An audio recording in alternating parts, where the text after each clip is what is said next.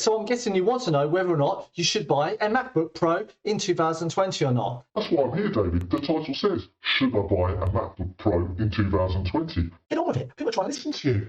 Okay, thank you very much for that. Shall we continue?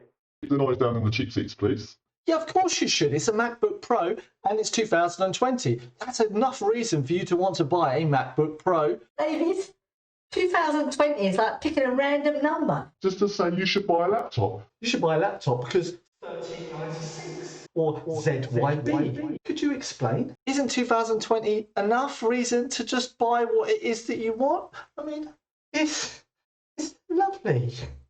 And it's a 2019 MacBook that I bought in 2020. Isn't that enough? No? Seriously?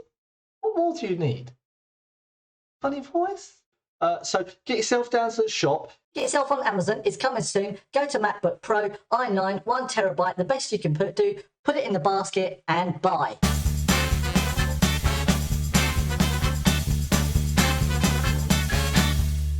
How are you going to pay for it?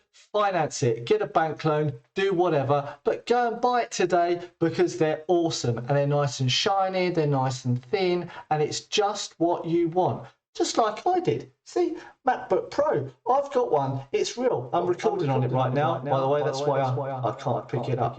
But the box is here, it's nice and shiny, and I've got one, and you get the fun of opening it, and you have the fun of a funny voice.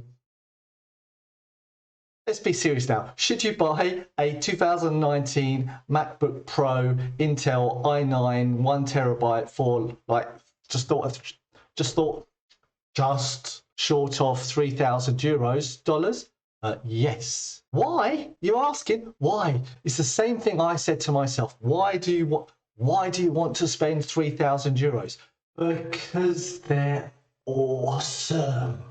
And I can't say it enough. That is the #1 reason to number 10, because it's awesome. It has a whole bunch of other things that make it even more awesome as you do it. Jokes aside now, it's just a bit of fun. If you've got this far into the video, then I think you deserve actually my constructive reasons for why I bought a MacBook Pro i9 1 terabyte, a 2009 version, like a month ago, 6 weeks ago, or whatever. Okay, so before I do that, I need to get a coffee because I've just been editing this video for the past hour and I need a coffee before I explain to you why you should buy a MacBook Pro. By the way, I'm not going to make a montage of me getting a coffee because that's just stupid. It's a coffee machine, coffee. But I'll see you in, and that's nice and easy. Cheers. So let's get started, shall we? Here we go. David, you haven't asked the people to like and subscribe and share and tap the bell icon and stuff like that. Are you going to do that in this video? Because otherwise it's a bit expensive to do all this without doing that. All right, as my dear friend David just said, don't forget to like, subscribe, share, and write any feedback in the comments below about what you thought this crazy video was like. And don't forget to tap that bell icon if you want to be notified of any new videos which I create. Hope you do. Please do it. Otherwise, write in the comments below, did you subscribe to this video? And are you interested in seeing more videos like this? And are you a subscriber of mine already? And did you watch this video? And did you find it interesting? Well, we haven't actually finished it. So right at the end of the video, if you found it interesting. Right, that's enough, David. Keep going. Right, should I buy a MacBook Pro? Let's get started.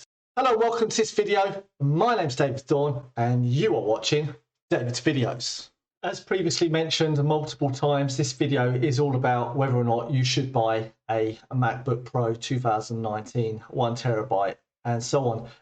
As a software developer, I bought my MacBook Pro because I need it for iOS, iPhone development.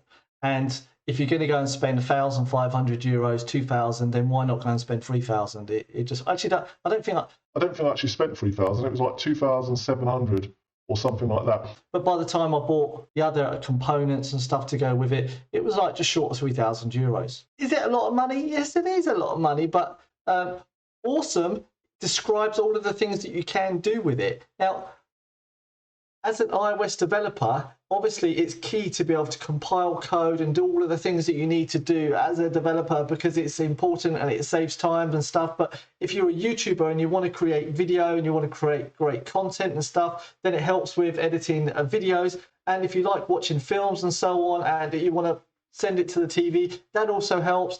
And it's nice and shiny, as previously mentioned. Obviously, a MacBook can do all of the other things and stuff like that. So it's comparison between, do I go and spend €1,000 on another laptop that's not a MacBook, that doesn't do all of the Mac things, and I can't do iOS development, because an iOS development or a MacBook, you can do Android development or iOS development, you can do website development, you do all the other things, and also you can do all video editing. You can because it's got a good processor, you can play games. I'm guessing, I'm not a gamer, so let me know in the comments below whether or not a MacBook Pro i9 is good for gaming. I expect it's not going to be, because there's probably going to be other laptops out there. Otherwise, should you buy a MacBook Pro i9 1TB for just watching YouTube videos? No, go and buy a phone for that. Get a phone or something else. No, that's not what I'm saying. But if you want to buy something, now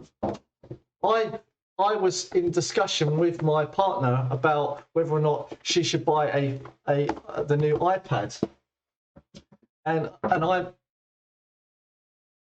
and I mentioned to her that if she's going to spend money on the iPad, she wants the pen, she wants the Magic Keyboard, she wants this. And she's like, no, it's too much money. And over time, I kind of convinced her that spending that extra money is worth it. And she really didn't want to do it. And after a little bit of time, she decided that she would do it. And now she would go and buy that iPad every single time. If I said, you're going to go buy it, she'd go and buy it. She wouldn't think twice about spending that money now. And obviously, yeah, it was a lot of money, but you know, it was done, and she found it worth it. And it is quality. It's just so awesome. You can't. It's totally subjective, but once you've got one, that awesome is totally objective, and you'll understand why. You need to decide for yourself. Do you need that money for something else? Because if you do need it for something else, then don't spend it on it. But if you want to be a developer and you really want to be a developer, or you want to do anything that's to do with technology, or you need a computer, and then it's an investment for time, because a MacBook's not going to lose really any value. It's always going to retain its value as long as you look after it, is the most important thing. All right, so ultimately there was only one answer to, should I buy a MacBook Pro, yes or no? And I'm saying yes, it is worth it. Go and do it. And with Amazon Day coming up tomorrow, I believe, then try and get as much bargains as possible to see if you can get one. If you are going to buy a MacBook Pro, don't go the cheap version, all right? Do it properly. The cheap version is not the option, in my opinion. Do it and say, I'm gonna pay it off over a long amount of time, because they're going to be worth it and they're going to last a long time. And when you do decide to buy another one, you can sell the one that you've got if you don't have enough funds to pay for the newest version, and so on. So it's worthwhile to have. All right, that's it. My name's David Dawn. You've been watching David's videos. Check out any of the videos that are displaying on the screen right now. Otherwise, make sure you've liked this video, disliked it if you didn't like it, but at least write a comment below telling me why you did or didn't like it, and subscribe to my channel. Bye.